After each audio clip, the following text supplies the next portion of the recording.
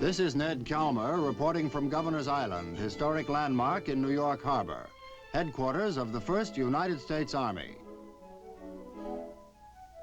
Formed in 1918. Tested on the battlefields of Europe in 2 world wars.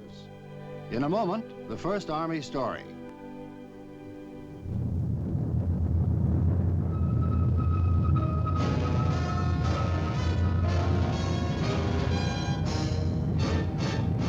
The United States Army presents The Big Picture, an official report produced for the armed forces and the American people.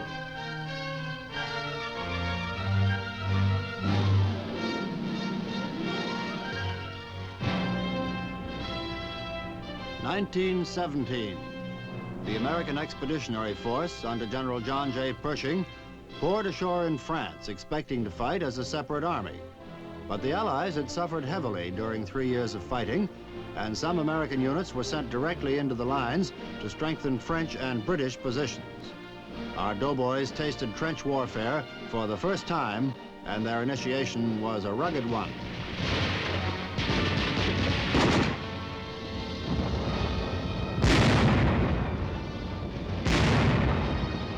Pershing presented to Marshal Pétain his plan to form an independent American field army soon after the arrival of the AEF. But the time required to assemble such an army delayed its formation. The pressure of German drives in Picardy, along the Somme and on the Marne in the spring of 1918 forced the deployment of American combat units on various parts of the front. Although Pershing had more than 1 million soldiers under his command, he was unable to bring them together into one effective field army. But the men who would make up such a force when the time came gained experience quickly. They acquired the status of veterans as the German drives were stopped and finally driven back.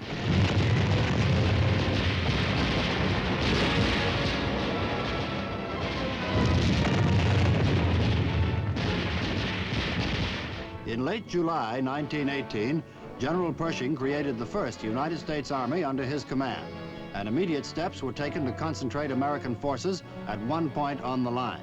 That point was Saint-Mihiel. The Germans had held a salient 25 miles wide since early in the war. Penetrating the Allied lines 16 miles, it enabled the enemy to harass operations toward Metz or Sedan. More than 500,000 First Army troops assembled for the task of crushing it out of existence. 15 infantry divisions were moved into position. By the end of the day, on September 11th, 1918, First Army was ready for its first independent operation against the enemy. At dawn on the 12th, in a drizzling rain, the attack was launched.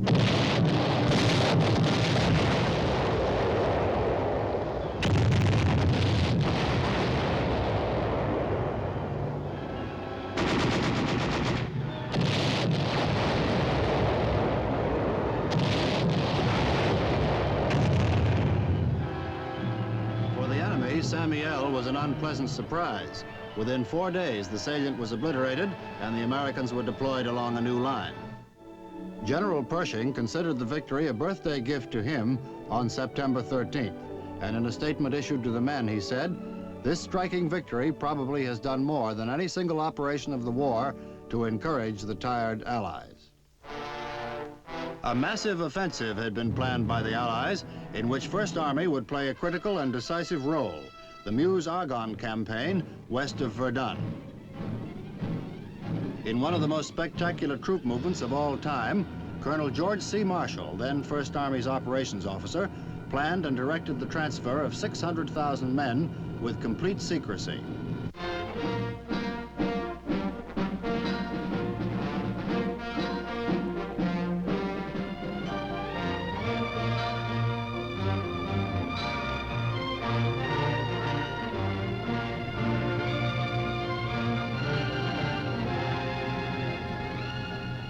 A 3-hour barrage softened up the German trenches before First Army infantry launched their attack.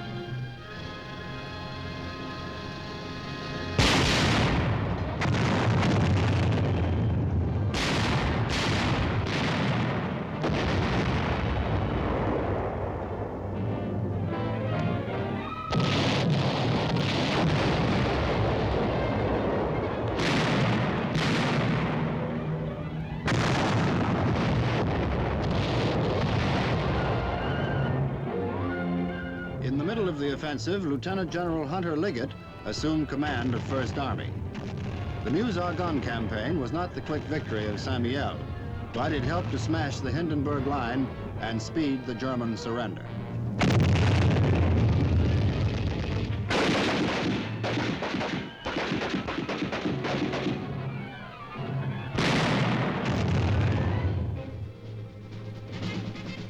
After the armistice was signed, First Army remained in France until its return to the States in 1919.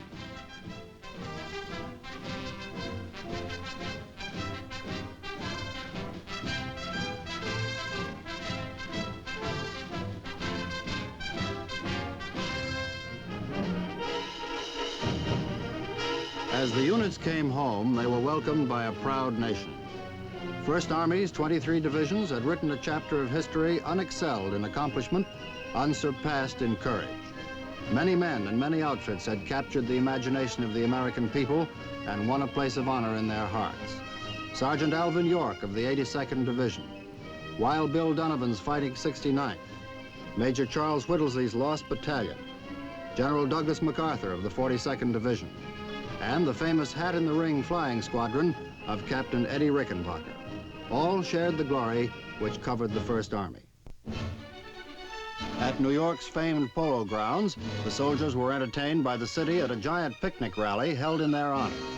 First Army's success had been well-deserved, the result of a coordinated national effort carried out quickly and capably.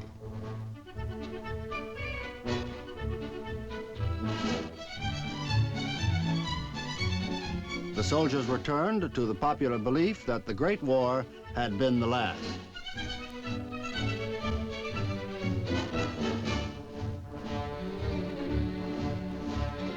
Inactivated in 1919, First Army seemed for a few years a part of the past, but the complacency of the 20s soon gave way to the threat of European unrest. In 1933, Chief of Staff Douglas MacArthur recreated First Army as part of a broad Army reorganization. Although largely a paper army during the Depression, First Army, under the command of Lieutenant General Hugh Drum, was once more turned into a fighting force before our entry into the Second World War.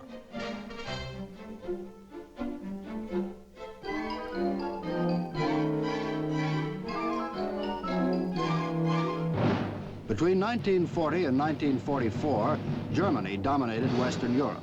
Under the heel of the Nazi boot, most free European countries were ground into subjection.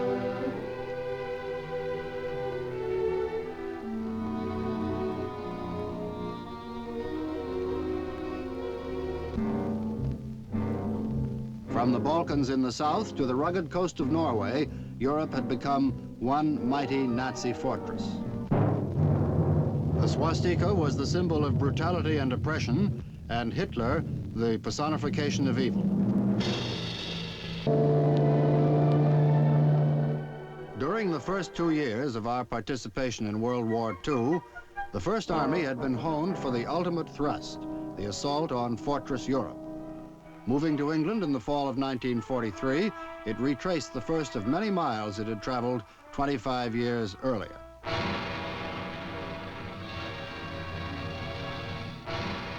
There were few veterans, but the spirit, the determination, and the courage of the soldiers who formed its ranks would once again make history.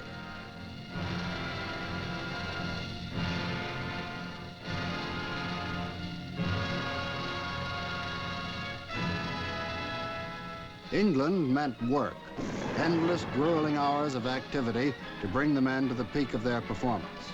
Every skill was polished, every muscle hardened, every mind tuned to the gigantic struggle which lay ahead.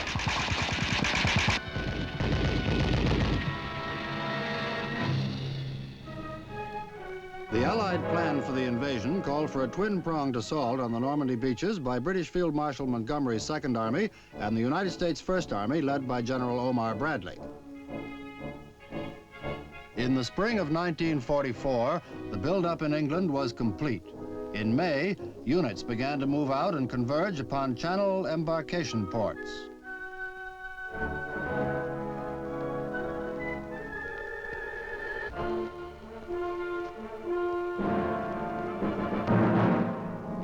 Hit Hitler's legions waited behind casemated guns.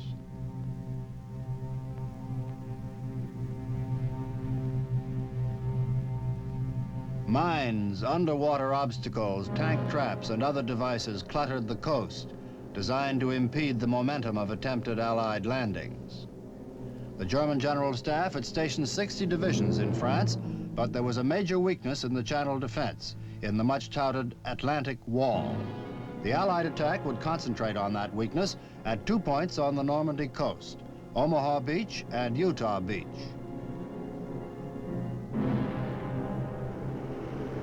Shortly after dark on June 5th, 1944, First Army paratroopers from the 82nd and the 101st Airborne Divisions boarded their aircraft. Not a single man had ever parachuted into action.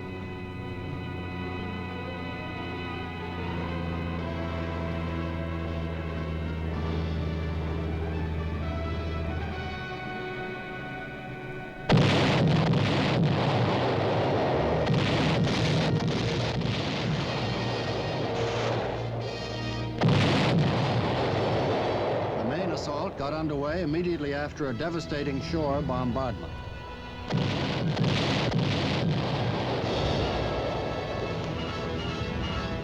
The 1st and 29th Divisions assaulted Omaha Beach, while the 4th and 90th Divisions drove in upon Utah Beach.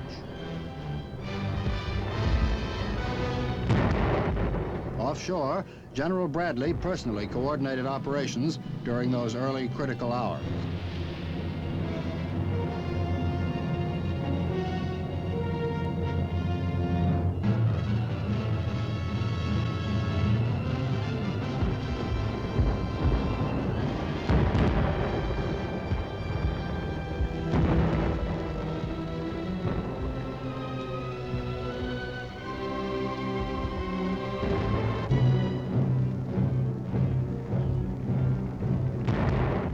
As the assault cut through Nazi defenses and moved inland, more men and equipment poured in upon the beaches. Behind the beaches bordering the fields were the hedgerows, each one a potential death trap. The enemy made effective use of these natural defense barriers and yielded them fanatically.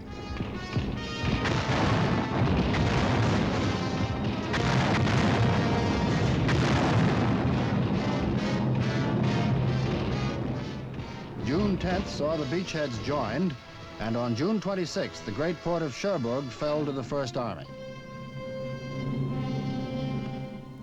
The German 7th Army at Saint-Lô, which stood directly in Bradley's path, included many battle-seasoned divisions. Orders from Hitler were to defend the Saint-Lô area at all costs.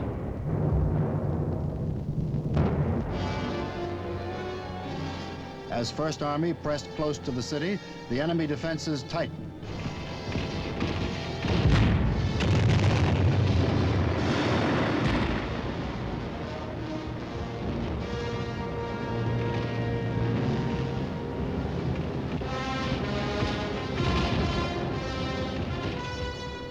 In spite of stubborn opposition, Saint-Lô fell to the First Army on July 18th.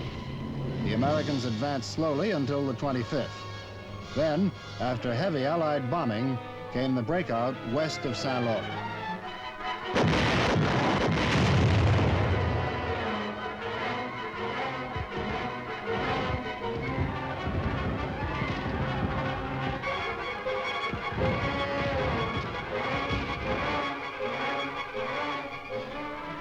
First Army got a new commander in General Courtney Hodges when Omar Bradley moved up to take charge of the 12th Army Group.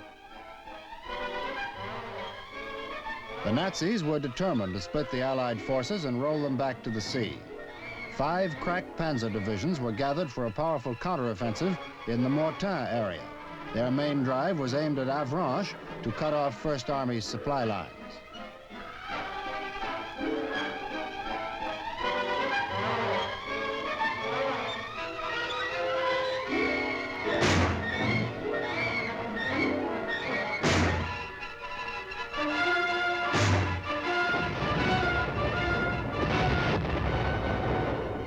But General Hodges' divisions repulsed every enemy thrust.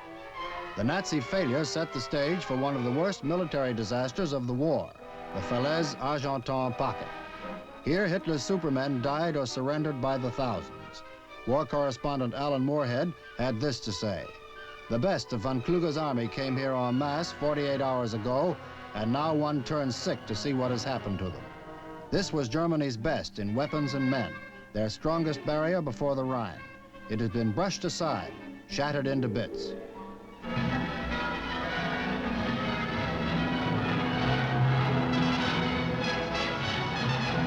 Frenchmen cheered the advancing First Army as it pushed on. Ahead lay the rest of France, the Low Countries, and Germany itself.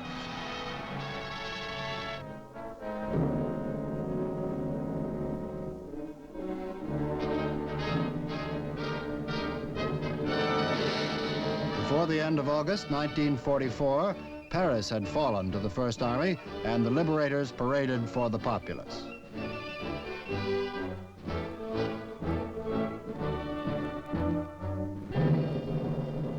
Then the main thrust of First Army smashed across eastern France.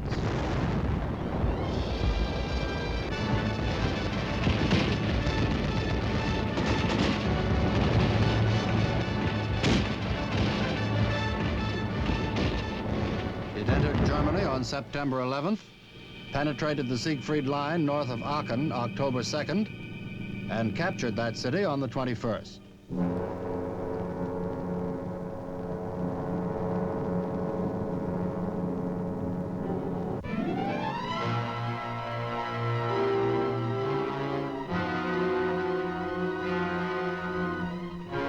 Then came the desperate fighting in the Hürtgen forest.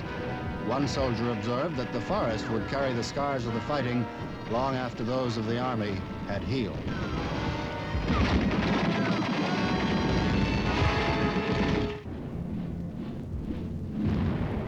The First Army was eloquent in a language the Nazis had learned to understand.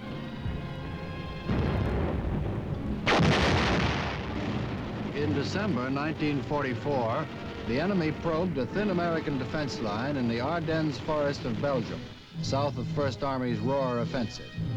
The Nazis had concentrated 14 infantry divisions and 10 panzer divisions behind a 75-mile line. On the 16th, Hitler launched the most desperate counterattack of the war, the Battle of the Bulge.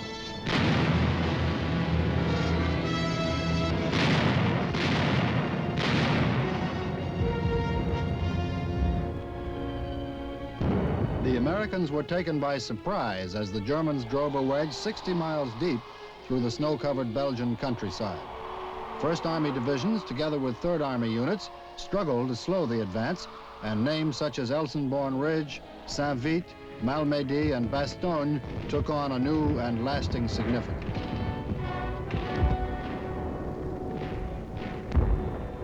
Finally, the Germans were stopped. Many of the men were able to celebrate a late Christmas with hot showers and hot food.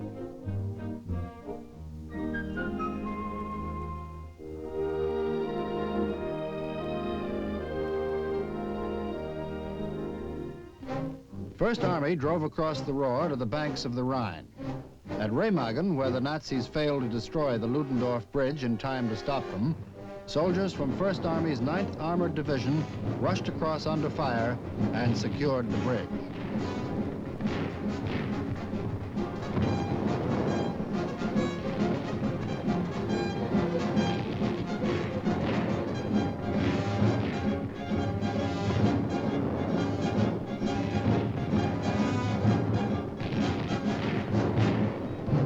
In their own words, they tell what happened. On March the 7th, at about noon, with Lieutenant Grimble as my advance guard commander, my column came to the hill there, which commands a view of this whole valley.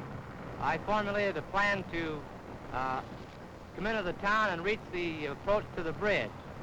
Movement began. When the head of the column got to the end of the bridge on the other side, the tanks immediately took position and began firing across the bridge to the approaches on this side at the Germans who were on the bridge.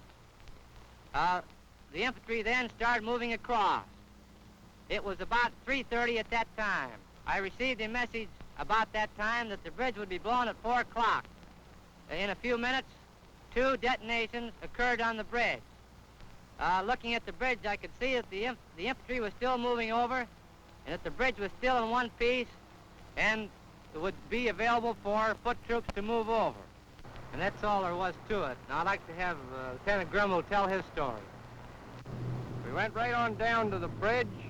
The bridge was manned by German engineers in the towers. There were lots of snipers and some machine guns. The tanks covered the towers and fired on them. The Germans jumped from the tops of the towers to the bridge.